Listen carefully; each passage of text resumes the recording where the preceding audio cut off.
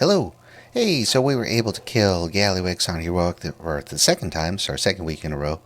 And this was a clean enough pull up to the end where I felt I could go back over and give some commentary about how I'm DPSing this one with my Frost Mage.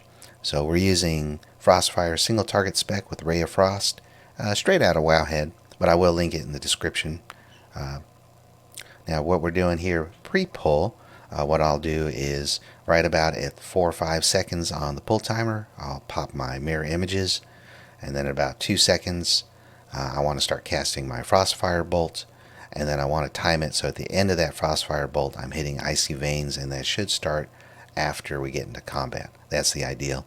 Then once Icy Veins is up, it's going to be a couple more Frostfire bolts to make sure we get the icicles up so we can launch our first Glacial Spike into a Winter's Chill and follow that up with our Ray of Frost. And before we launch that Glacial Spike, we're going to pop the Comet Storm to make sure we're getting the damage buff to both our Glacial Spike and Ray of Frost. We got Murlocs. So that's Frostfire Bolt followed by Icy Veins. We did. Get our icicles, got all our icicles, so popped Comet Storm, and Glacial Spike, and Ray of Frost. And that's a pretty nice amount of damage you can dump out right at the start. I did notice on this fight that for some reason on that particular part of the platform, on the inner platform, when you're moving right to get out of stuff, Blink gets stuck. So be prepared to run. I don't find that Blink gets stuck on the back part of the circle or moving to the left for whatever reason. So just one of those oddities about Blink. As soon as I got out of my Icy Veins, I hit Shifting Power.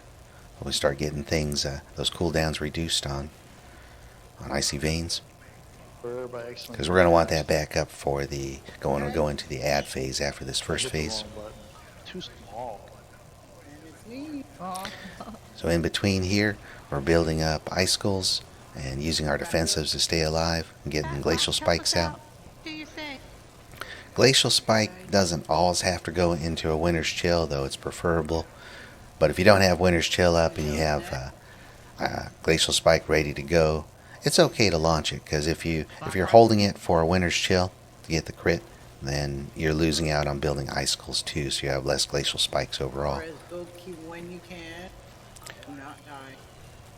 Now if you have Ray of Frost up or Comet Storm, those need to go into Winter's Chill, or you're losing a pretty good amount of damage if those aren't critting.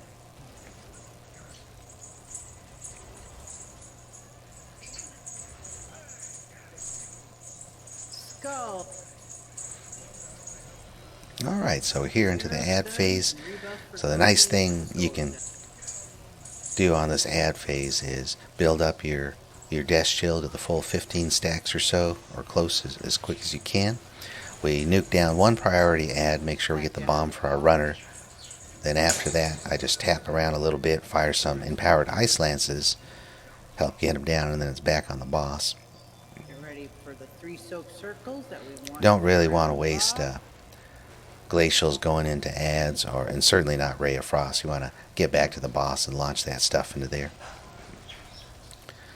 So of course we're getting good cleave off those two larger ads, and then we're moving in close here to the boss so we can absorb or soak those circles.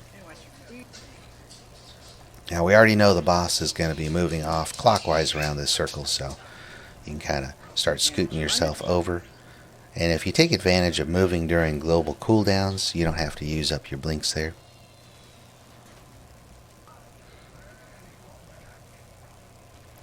Same thing on the basic rotation. We're using Frostfire bolts to build up icicles, so we get Glacial Spikes out. And the ideal that you would want to have is have Winter's Chill up and a Comet Storm drop, and then Glacial into that, so you're getting bigger crit chats on your Glacial Spike, and you're also getting the damage boost from Comet Storm. And of course, if you've got Ray of Frost to line up after that, that's perfect. You can see right here, I've got no Winter's Chill, and I'm sitting on a Comet Storm. Technically, it's okay to launch off the glacial there, but I saw that my icy veins was almost back up, and I know we're going into shield phase. That's why I burned shifting power there, so I could, even though I was sitting on a Comet Storm and Glacial Spike, because I wanted icy veins back up, so I could take advantage of some Death Shell stacking from those two adds, and then get a little more damage on a glacial I was about to launch +3. There's space. It's just crap. And I got pretty good damage out of that. Don't do it. Don't do it. Don't do it. You probably hear our tank reminding people not to interrupt He's early. Not doing it. It is kind of funny how you can't get people to interrupt when they're supposed to, but when they won't, they're not supposed to, that's when they do it.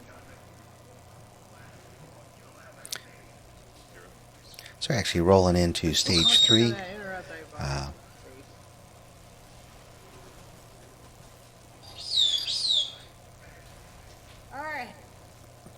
So here there is a good amount of damage going out, so I don't think I mentioned this, but throughout the fight, try to keep barriers up when you've got damage coming up.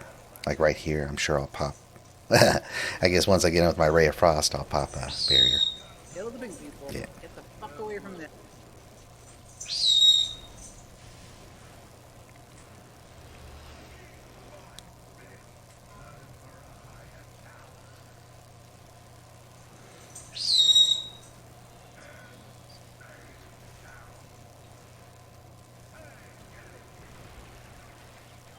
Alright, let's go. And timing here works out great. Pop my icy veins when the adds are up, and once again you're going to get to stack your Death Chill a lot faster because of the cleave. Okay. That means the bombs can go in the hole. This particular case, I didn't swap over to adds, and I probably should have, but looks like it worked out okay. Soak pink circles. Yeah, and this was pretty ideal. I was able to finish off my icy veins with full stacks of Death Chill and then get a ray into that boss. Get away from that. Out of the blue. Dodge orange.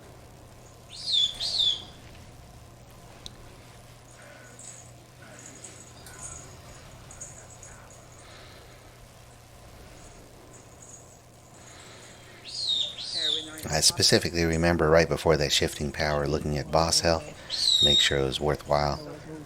Try to see if we can get icy veins back up before end of the fight. And it looked like we had 20% left still on the boss, so that's why I burned the shifting. Now here's where a lot of damage is going out, so defensives.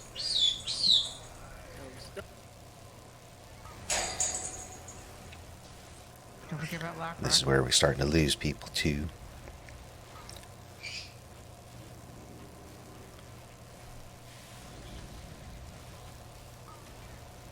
So lots of adds. Luckily, as Frost, we get a nice amount of cleave off to secondary targets. So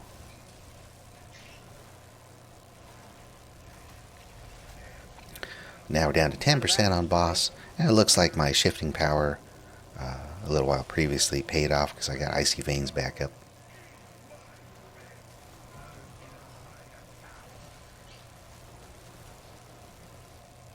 That's crap. I was out of it. Purple circles once this is done. There they are. Heal, heal, heal.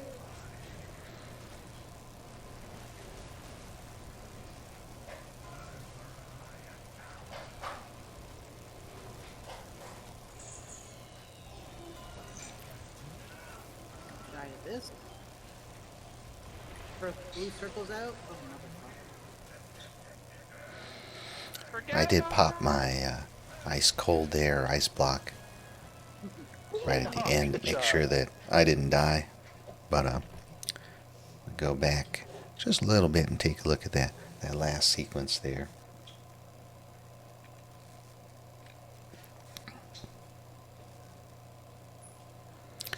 So when I move out here, You're going to take a hit from just having these rockets on you, though they hit other people worse, which is why I blinked all the way out.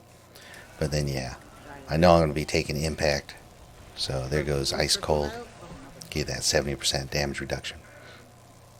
And you can see we lost a big fat chunk of people right there. So at very last part of the fight, there's a ton of damage going out. So you want to do what you can to keep yourself alive. But overall, yeah, I finished out pretty decent on the damage.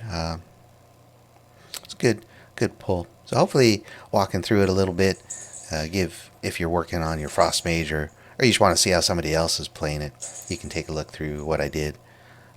Basically, between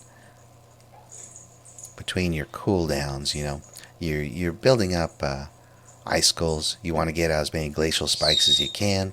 Ideally, they want to go into Winter's Chill, and if you've got Comet Storm up, you want to make sure that Comet Storm goes into Winter's Chill, which it won't absorb, right? That Winter's Chill will still be up there, and then Glacial Spike after the Comet Storms. You're getting the added damage to your target from Comet Storm, and then the most ideal damage we get is actually getting that Ray of Frost into a target that has the Comet Storm debuff. And of course, you got Winter Chill up on target. That's where big damage is coming from. Most of these raid fights. But hey, well, if you made it all the way to the end, thanks for watching, and I'll catch you on the next one.